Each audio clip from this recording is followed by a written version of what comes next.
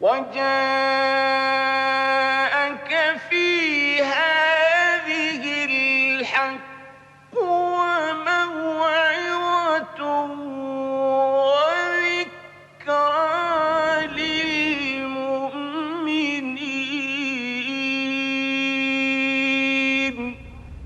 We want to think about God.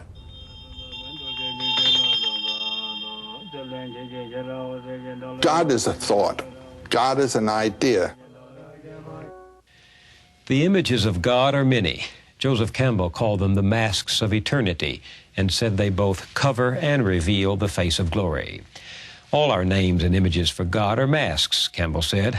They signify that ultimate reality, which by definition transcends language and art.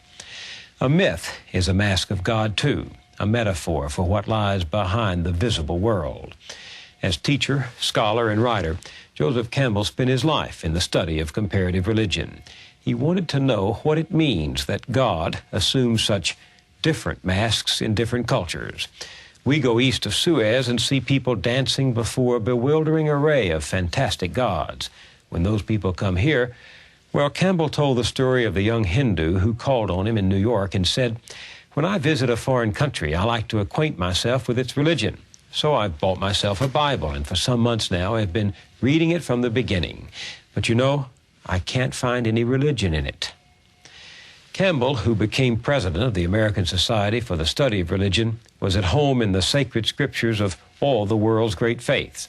He found comparable stories in them, stories of creation, of virgin births, incarnations, death and resurrection, second comings, judgment days. Quoting one of his favorite Hindu scriptures, which he translated from the Sanskrit, he concluded that truth is one. The sages speak of it by many names. There's a wonderful saying in one of the Upanishads, when for a sunset or a mountain and the beauty of this or of that, you pause and say, ah, that is participation in divinity. And I think that's what it is. It's the realization of wonder and also the experience of tremendous power, which people, of course, living in the world of nature are experiencing all the time. You know, there's something there that's much bigger than the human dimension. And our way of thinking in the West largely is that God is the source of the energy. The way in most Oriental thinking, and I think in most what we call primitive thinking also, is that God is a manifestation of the energy, not its source. That God is the vehicle of the energy. And the level of energy that is involved or represented determines the character of the God. There are gods of violence, there are gods of compassion, there are gods that unite the two, there are gods that are the protectors of kings in their war campaigns. These are personifications of the energy that's in play. And what the source of the energy is, what's the source of the energy of these lights around us? I mean, this is a total mystery. Doesn't this make of faith and anarchy a sort of continuing war among principalities? As life is, yes. I mean, even in your mind, when it comes to do anything, there will be a war, a decision as to priorities, what you're to do now. Or in relationship to other people, there will be 4 or 5 possibilities of my way of action. And the notion of divinity or divine life in my mind would be what would determine my decision. And if it were rather crude, it would be a rather crude decision. But is divinity just what we think? Yes. What does that do to faith? Well, it's a tough one about faith. You are a man of faith. You're a man of wonder. And... Yeah, I don't have to have faith. I have experience. What kind of experience? Well, I have experience of the wonder of the life. I have experience of love. I have experience of hatred and malice. I'd like to punch the guy's jaw. And I admit this. But those are different divinities. I mean, from the point of view of a symbolic imaging.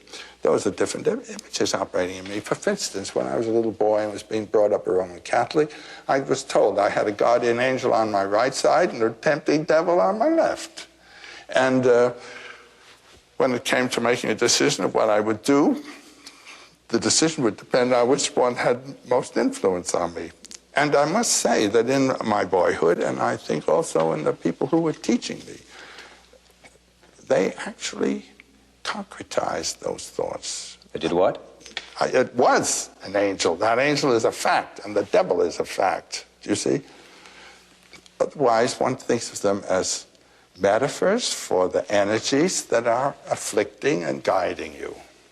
And those energies come from? From your own life. The energy of your own body, the different organs in your body, including your head, are the conflict systems. And your life comes from where? Yeah, there you are. From the ultimate energy that's the life of the universe. And then you say, well, somebody has to generate that. Why do you have to say that? Why can't it be impersonal? That would be Brahman. That would be the transcendent mystery that you can also personify. Can men and women live with an impersonality? Yes, they do all over the place. Just go east of Suez.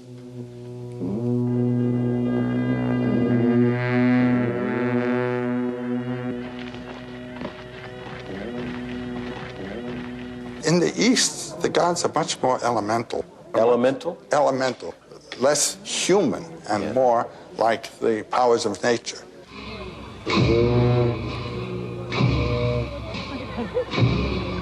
I see a deity as representing an energy system.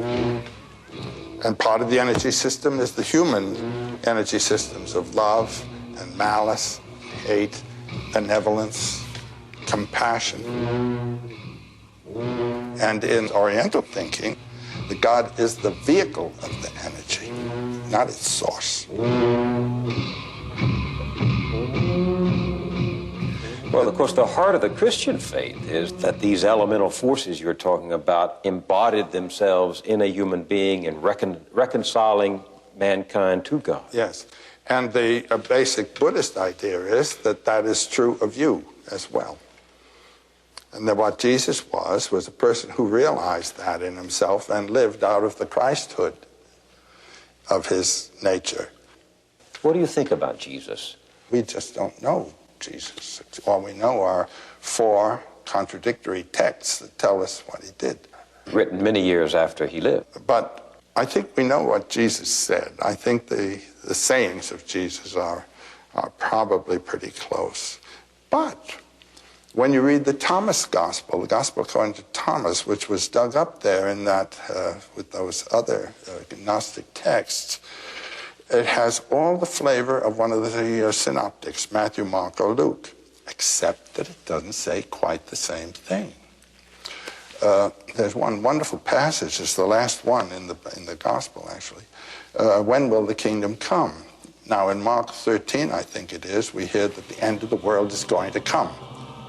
That's to say, a mythological image, that's the end of the world, is taken as a reference to an actual physical historical fact to be. When you read the Thomas Gospel, Jesus says, the kingdom of the Father will not come by expectation. The kingdom of the Father is spread upon the earth, and men do not see it. So I look at you now in that sense, and the radiance of the presence of the divine is known to me through you. Through me? You, sure. A journalist? Jesus also says in this text, he who drinks from my mouth will become as I am, and I shall be he. He's talking from the point of view of that being of beings, which we call the Christ, who is the being of all of us. And anyone who lives in relation to that is as Christ. And anyone who incarnates, or rather brings into his life the message of the word, is equivalent to Jesus. That's the sense there. So that's what you mean when you say, I am radiating God to you. You are, yes. and you to me. And I'm speaking this seriously. No, I take it seriously. I happen to believe the same as you without being able to articulate it as you do. I do sense that there is divinity. The divinity is in the other. So you are the vehicle. You are, as it were, radiant of the Spirit. And that's, why not recognize it?